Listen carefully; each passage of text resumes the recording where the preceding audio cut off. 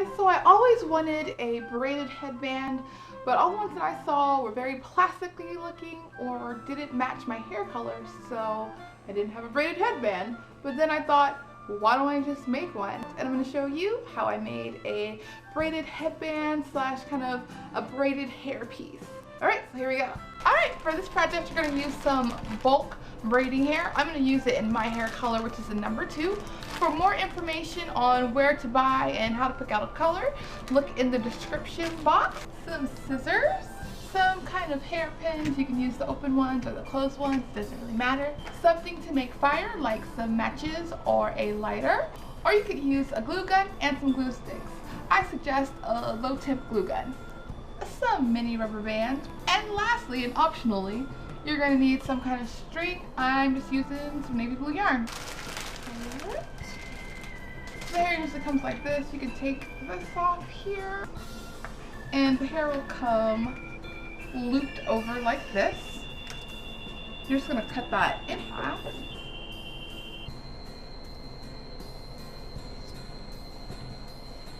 You don't have to cut it in half, but it's going to be easier to work with if it's not as long as this.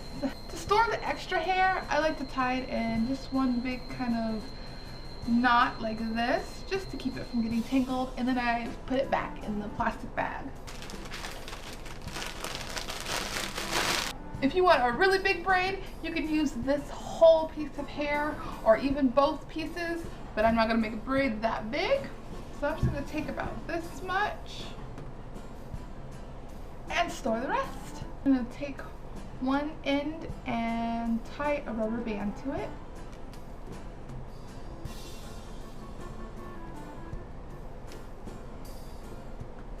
Just like you're doing a little ponytail. Now you have this.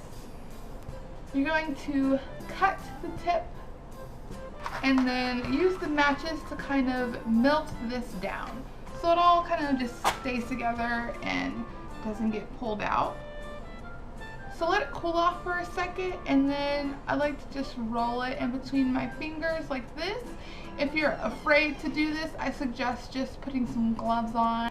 So now here's where the optional string comes in. You're going to just tie it around here.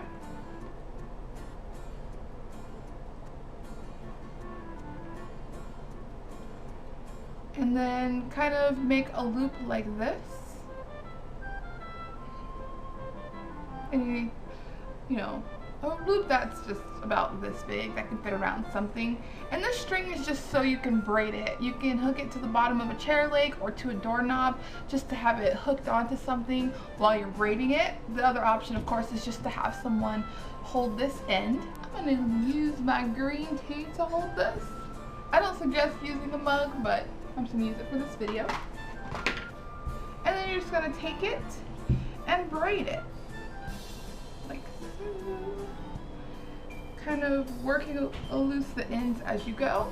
Another option is doing a 2-strand twist.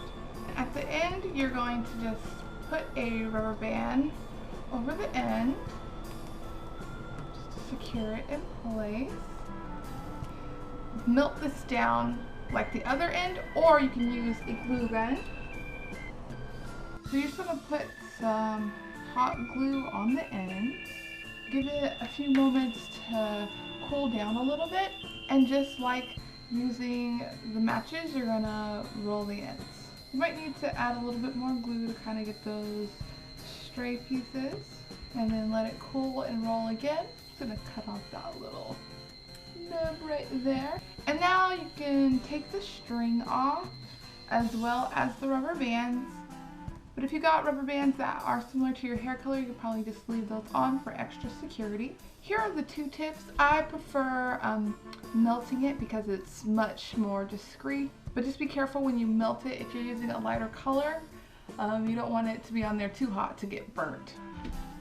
To put it on, you're just going to take a bobby pin and stick it in and pin it to your hair. Another option would be to get a small piece of elastic and glue it to each end to make a headband. Or you can glue a piece of ribbon to each end so you can tie it into a headband like that. Or you can get an actual headband and just glue it on. So for gluing onto a headband, I would kind of wrap it around to see how much braid I would need. Take a rubber band and kind of pinch off where I want it to end and loop the rubber band on right there. Then, you know, do the same thing like you did to the other end and cut right here, and then melt or glue the tip, and then just hot glue it to the headband.